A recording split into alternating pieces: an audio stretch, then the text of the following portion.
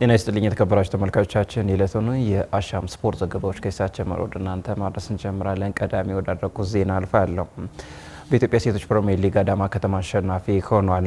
የ2018 የኢትዮጵያ ሴቶች ፕሪሚየር ሊግ እንደቀጠለ የሚገኝ ሲሆን የአራተኛ ሳምንት የሁለተኛ ቀን ጨዋታ ዛሬ የተከናወነ ሲሆን አዳማ ከተማ አሸናፊ የሆነበትን ውጤት አስመዝግቧል። በአበበ ቢቂላ ስቴዲየም በተከናወነ ጨዋታ አዳማ ከተማ አርባ ምንጭ ከተማን 1-0 አሸንፏል። ሊጉ በትላንትናው ዕለት የተከናወነ ሲሆን ልደታ ክፍለ ከተማ ከቦሌ 2-2 ሲጠናቀቅ ሸገር ከተማ በበኩሉ ባህር ዳር ከተማ 2-0 አሸንፏል።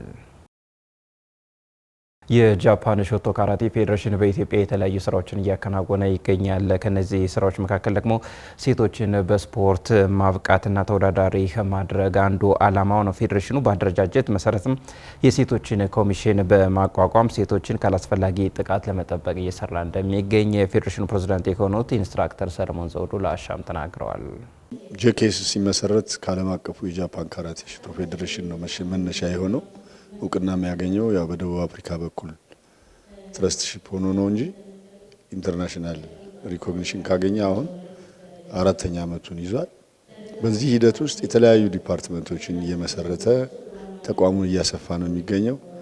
ከዛ ውስጥ የሴቶች ኮሚቴ ብለን ወይም ደግሞ ኮሚሽን ብለን የመሰረት ነው ዛሬ እውቅና የሚያገኘው ኮሚቴ ደግሞ ከሁሉም ከፍ ያለ በሴቶች ላይ የሚሰራ በአደረጃጀት ታሪክ የመጀመሪያ የሆነ እንደ ሀገራችን ግን ትልቅ ኃላፊነት ተሸክመው ከሴቶች እኩልነት አንጻር ከነጻነት ከሚደርስባቸው የተለያዩ ትንኮሳዎችም ሆኖ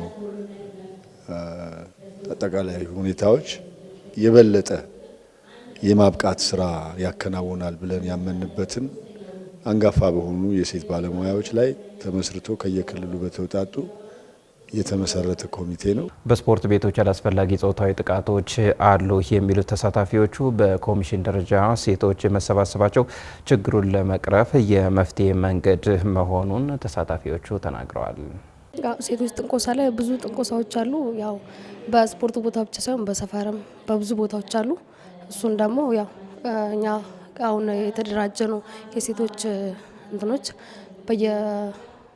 እየተገናኘንም ሆነ ባለንበት እንትን ሪፖርት እያደረግን ያው በጣም ብዙም አይደለም ግን ያው ብዙ ጊዜ ያው ትምህርት እንደወሰድ ነው አሁን እንደወሰድ ነው ያው ከመቶ 60% ያህል ይደርሳል ብዬ አስባለሁ። ጂኬኤስ ደግሞ አሁን በጣም እየሰራ ያለው በሴቶች ነው።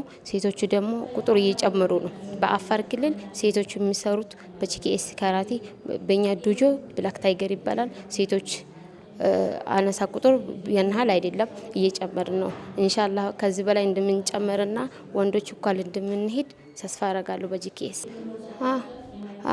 አሁን እዚህ ላይ የምንወስደው ስልጠና ሴቶች ስፖርት ቤት ሲገቡ ምን አይነት አሰልጣኝ ጋር ምን አይነት ግንኙነት እንዲኖሩት እዛም ያሉ ሴቶች ጋር ምን አይነት እንትን እንዲኖር እዚህ ላይ ያስታውቀናል።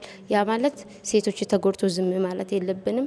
ሴቶች ደግሞ የተማሩት ላይ ሰው ማስተማር ነው። ያው ጄኬኤስ ኢትዮጵያ እንደ መጀመሪያ ከዚህ በፊት ታይቶም ተሰምቶም የማይታወቅ ትልቅ እድል አመቻችቶልናል። የሴቶች ኮሚሽን አመቻችቶልናል። የሴቶችን ቁጥር የምንጨምርበት፣ ተወዳዳሪ የምናሳትፍበት፣ ውጤት የምናመጣበት፣ አድሏይና ትንኮሳን የምናስቆምበት ትልቅ ፕሮግራም ነው። ከኢትዮጵያ ካራቴ ፌዴሬሽን ማልፈን ኢንተርናሽናል ሆነን በስፖርቱ ዘርፍ የሴቶችን ተነሳሽነት የማብቃት ኃላፊነት አለብን። በተለያዩ የማህበረሰብ ክፍሎች በካራቴ ስፖርት ወላጆች ህጻናትና ሴቶችን ወደ ስፖርት ቤት እየላኩ በመሆናቸው የተመሰረተው የሴቶች ኮሚቴ ደግሞ ስራውን ለማቀላጠፍ ምቹ ሁኔታ እንደሚፈጥርለትም ተገልጿል። የአዲስ አበባ ልጆች እንደ ምሳሌ ብንወስድ አፋርም በሄድኩበት አጋጣሚ አይቻለሁኝ። ሜቢ ቤኒሻንጉልና የተለያዩ አንዳንድ ክልሎች ካልሆኑ በቀር ብዙዎቹ የጄኬኤስ ዶጆች ስፔሻሊ አዲስ አበባ ወላጆች የገባቸው የሚመስለኝ ነገር አለ። ምንድነው ሴት ልጆቻቸውን ነው በአካል ብቃት ራስን በመከላከል ሂደት ውስጥ ብቁ ሆነው እንዲገኙ ችግርም ይኖርባቸዋል፣ አደጋም ሊደርስባቸው ይችላል ብለው አስበውበት ከፍለውም ኃላፊነት ወስደውም ወደ ስልጠና ቦታ ሲልኩ ማየው ብዛት ያላቸው በሚያስመርቁበት ጊዜ እየሄድኩ ያለሁኝ ህጻናትና ሴቶች ይበዛሉ። በተለይ ወደ ማቹሪቲ እየመጡ ያሉ ልጆችን ስትመለከት በቅርቡ የተደረጉ ምረቃዎችን አይቻለሁ። በብዛት ሴቶችን የማብቃት ሴቶችን የማስተማር ስራ ወላጆች ይሰራሉ። ከዚህ አንጻር ይሄ ኮሚቴ መመስረቱና ደግሞ ከራሳቸው ከሴቶች የተወጣጡ ኮሚቴ መስርቶ እንቅስቃሴውን ተከታትሎ የማብቃት ስራ መሰራት የሚችልበትን እድል ያሰፋል። በስፖርቱ ሴቶችን በተመለከተ በማህበረሰቡ አሁንም የግንዛቤ እጥረት በመኖሩ ችግሩን ለመቅረፍ ከየክልሉ ሴቶችን በማሰልጠን ላይ እንደሚገኙም ተመላክቷል። እንደ መጀመሪያ ስፖርት ላይ ወደ 13 ዓመት ቆይቻለሁ። ጾታዊ ትንኮሳዎች በየስፖርት ቤቶቹ በሴቶች ላይ ይደርሳል፣ መድሎና መገለል ይደርሳል። አሁን ግን ያንን ችግር ልንቀርፈው ተነስተናል። በስፖርት ቤት ላይ ጾታዊ ትንኮሳዎች አሰልጣኞች ወንዶች ሴቶች እንዳይሰሩ የሚያከላክሉበት መንገድ አለ። በየክፍለ ሀገር ላይ ደግሞ ሴት ልጅ ተምራ የት ትደርሳለች፣ ሴት ልጅ አትሰራም፣ ወንዱ ልጅ ስራ የሚባል ነገሮች አሉ። እነዛን እንድናስተካክል ዛሬ እዚህ ላይ ተገናኝተናል። በዚህ ስልጠና ላይ ከየክልሉ አንዳንድ ሰው ነው የጠራ ነው የተጋበዘው።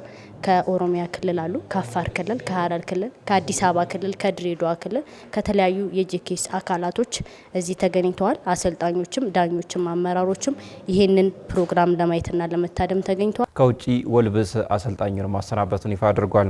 የእንግሊዙ ክለብ ወልብስ ፖርቹጋላዊን የክለቡን አሰልጣኝ ቪቶር ፔሬራን በዛሬው ዕለት ማሰናበቱን ይፋ አድርጓል። ዘንድሮ በሊጉ ያደረጉትን 10 ጨዋታዎች ማሸነፍ ያልቻለው ወልብስ ባጋጠመው የውጤት ቀውስ አሰልጣኙን አሰናብቷል። ክለቡ በሊጉ ባደረጋቸው 10 ጨዋታዎችን በ8ቱ ሲሸነፍ በሁለቱ አቻ በመውጣት የደረጃ ሰንጠረዡ ግርጌ ላይ ተቀምጧል። ክለቡ በአሰልጣኙ ምትክ በማፈላለግ ላይ ሲሆን ከጋሪ ኦኒል ጋር ያደረጉት ውይይት አዎንታዊ መሆኑ ተመላክቷል። ጋሪ ኦኒል በእጩነት ከቀረቡ አሰልጣኞች ግንባር ቀደሙ ሲሆኑ ነገር ግን ወልቭስ አሁንም ከብዙ አሰልጣኞች ጋር ግንኙነት እያደረጉ እንደሚገኝ ተመላክቷል። አርሰናል ከስላቪያ ፕራግ ጋር በሚያደርጉት ጨዋታ 10 ተጫዋቾች በጉዳት እንደማይኖር ተገልጿል።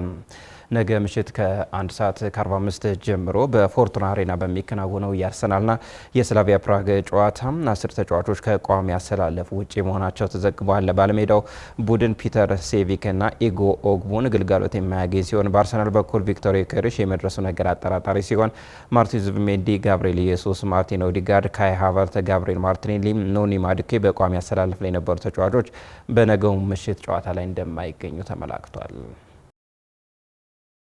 ሳውዛምፕተን አሰልጣኙን ከ5 ወራት በኋላ አሰናብቷል። የእንግሊዙ የታችኛው ሻምፒዮንሺፕ ክለብ የሆነው ሳውዛምፕተን አሰልጣኝ ዊል ስቲልን በይፋ ማሰናበቱን አስታውቋል። በባለፈው ዓመት ከፕሪሚየር ሊጉ የወረደው ክለቡ ከፈረንሳይ ሊግ ዊል ስቲልን ቢቀጥርም 13 ጨዋታዎችን አከናውኖ ማሸነፍ የቻለው በሁለቱ ጨዋታ ብቻ በመሆኑ ባሳየው ደካማ አፈጻጸም ከክለቡ ጋር በይፋ ተለያይቷል። ክለቡን ከ21 ዓመት በታች ቡድን አሰልጣኝ የሆነው ቶንዳ ኢኬርቶ በጊዜያዊ አሰልጣኝነት እንደሚመራውም ተገልጿል። በአውሮፓ ሊጎች ምሽቱን የተለያዩ ጨዋታዎች ይከናወናሉ።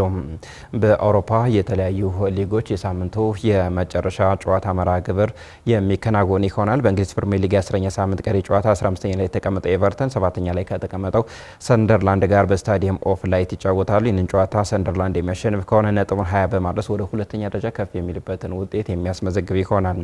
በስፓኒሽ ላሊጋ 11ኛ ሳምንት ቀሪ የጨዋታ መርሃ ግብር ሪያል ኦቪዶ ከኦሳሱና ጋር ሲጫወቱ፣ በጣሊያን ሴሪ የ10ኛ ሳምንት ቀሪ ጨዋታ ጁኖዋ ከሳሶሎ በአሁኑ ሰዓት የተጫወቱ ሲሆን ካግላሪ ከላዚዮ ከምሽቱ 3 ሰዓት ከ45 ጀምሮ የሚከናወን ጨዋታ ነው። የተከበራችሁ ተመልካቾቻችን ለቱ ያዘነው ስፖርታዊ ዘገባ በዚህ ተጠናቋል። ስለ ተከታተላችሁ እናመሰግናለን። በዚያ በቃኝ። ጤና ይስጥልኝ።